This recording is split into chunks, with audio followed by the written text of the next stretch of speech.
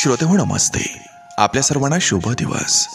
श्रोते हो, सांगोल्याचे प्रसिद्ध कादंबरीकार कवी सन्मानित सुनील जवंजाळ सर त्यांच्या कवितेमध्ये म्हणतात की सावध होऊन ऐकाव्या हाका आपल्यास कधी कधी, आपणच लागावं आपल्या नादी, आपणच मांडावा एखादा डाव, आपणच जिंकावं, आपणच हारावं, आपल्याच आरशात पाहून आपलं मन भरावं, आपणच आपल्याशी घालावा वाद, आपणच आपल्याशी घालावी साध, रोज रोज आपणच आपल्याशी करावा नाद, आपणच आपल्या झाडासाठी होऊन जावं हिरवं पान, आपणच आपल्या पावलांसाठी तुडवं जावं रान, सगळ्यांना व्यस्त व्यस्त म्हणत आपण मस्त मस्त जगावं, आपणच आपल्या मिठीत एखाद्या दिवशी शिरावं, आपण शोधावी एखादी खुर्ची, बसावं त्यावर निवांत, आपणच घालावा प्रचंड गोंधळ आणि आपणच व्हावं शांत, आपणच आपल्यासाठी एखादी कविता लिहावी,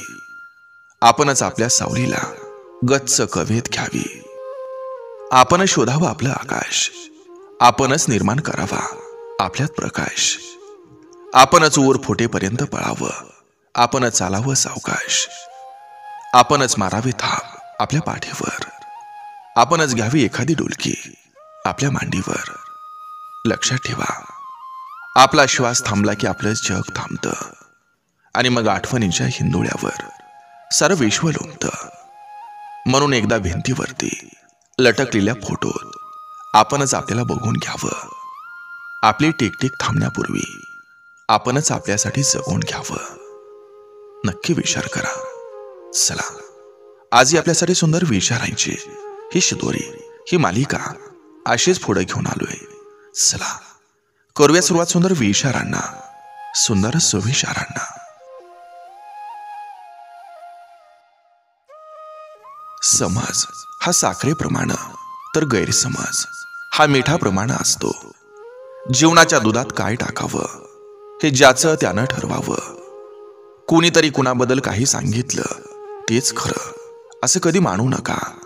अनुभवानं खात्री करा, तेव्हा जीवनाच्या दुधाला गोडी आल्याशिवाय राहणार नाही.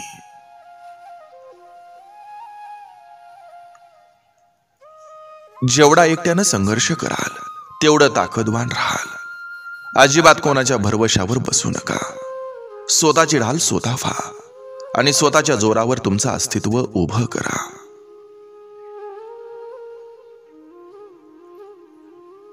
स्वतःचं दुःख आणि दुसऱ्यांचा आनंद या दोन्ही गोष्टींचं मोजमाप करणं हे थांबवलं की मग जीवन जगणं अगदी सोपं होत जातं.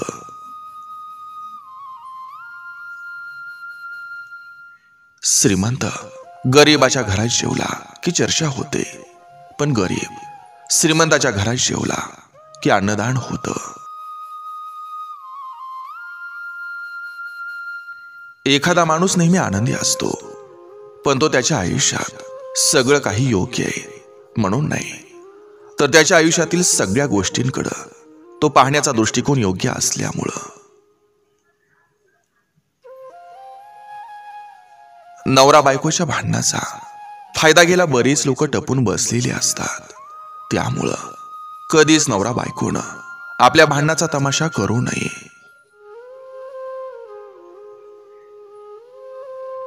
क्रोध आणि वादळ हे सारखेच असतात.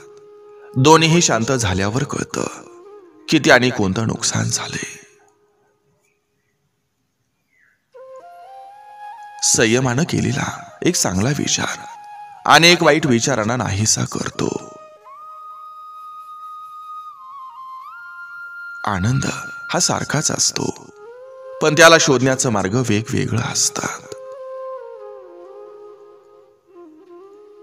सांगुलपणाचा हाव आणि काळजावर घाव घालणाऱ्या व्यक्ती या आपल्या जवळच्या असतात.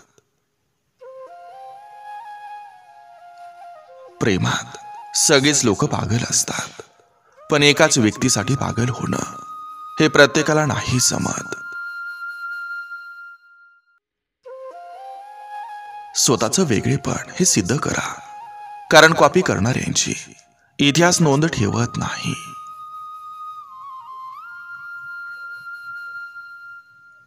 आपल्या पालकांबद्दल, आई वडिलांबद्दल द्वेष ठेवू नका, कारण आता त्यांचं आयुष्य हे काही वर्षांचं राहिलंय. त्यांच्या उरलेल्या काही वर्षात त्यांना पाठिंबा द्या, त्यांना प्रेम द्या, आधार द्या आणि त्यांचा आदर करा. गोंधळलेल्या मनाला सर्वात मोठा आधार हा एक जिवलग मित्र असतो. मनातील ओझं कमी करण्यासाठी डोळ्यांनी व्यक्त व्हावं लागतं. अपघातापेक्षा विश्वासघात खूप वेदनादायक असतो, कारण अपघात अचानक होतो, पण विश्वासघात हा जाणीवपूर्वक केला जातो. टेन्शन असा आजार आहे जो माणसांचा सगळा आनंद हिसकावून घेतो. जुन्या वस्तू जेव्हा सापडतात तेव्हा त्या एकट्या सापडत नाहीत, तर त्यांच्यासोबत अनेक आठवणी गवसतात. एखाद्याला जीवापाड जीव लावणं हे जीव घेणं होऊन बसतं.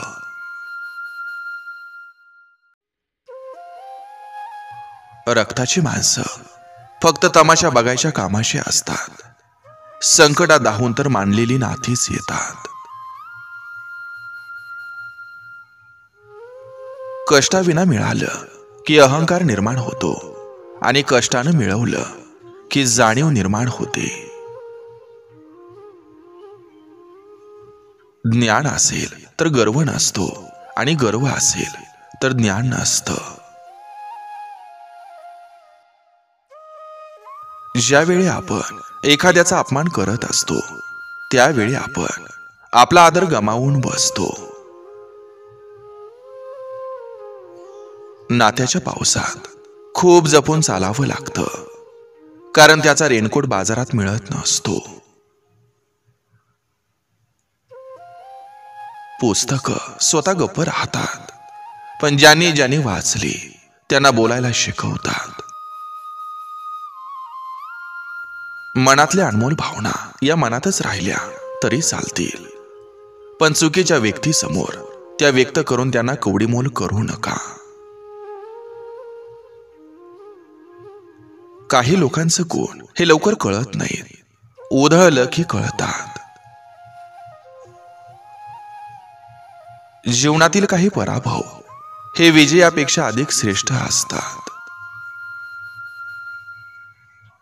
सासरी नवरा आणि माहेरी बाहू हे जर मजबूत पाठीशी असतील तर एका स्त्रीचं जीवन हे स्वर्ग बनतं.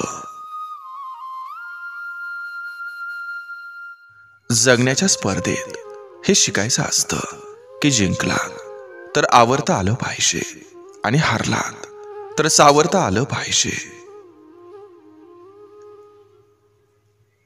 एक असा काळ होता तेव्हा मंत्र काम करत होते, त्यानंतर असा काळ आला त्यात यंत्र काम करत होते, आणि आजच्या काळात किती दुःखाची गोष्ट आहे, हे षडयंत्र काम करतं. जोपर्यंत सत्य घरातून बाहेर निघालेलं असतं तोपर्यंत खोटं अर्ध जग फिरून आलेलं असतं.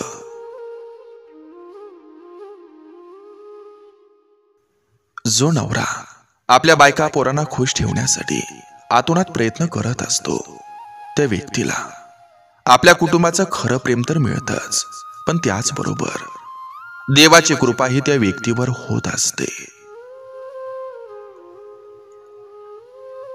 कधी कधी चांगल्या व्यक्तीची परीक्षा घेऊ नका, कारण त्यांना झालेला त्रास ते तुम्हाला बोलून दाखवत नाहीत, तर तुमच्या आनंदासाठी सगळं काही शांतपणे सहन करत असतात. घर सजवायला संपत्ती लागते, कुटुंब सजवायला आदर लागतो, स्वतःला सजवायला सद्गुण लागतात, आयुष्य सजवायला कर्तृत्व लागतं, आणि मन सजवायला विद्या लागते.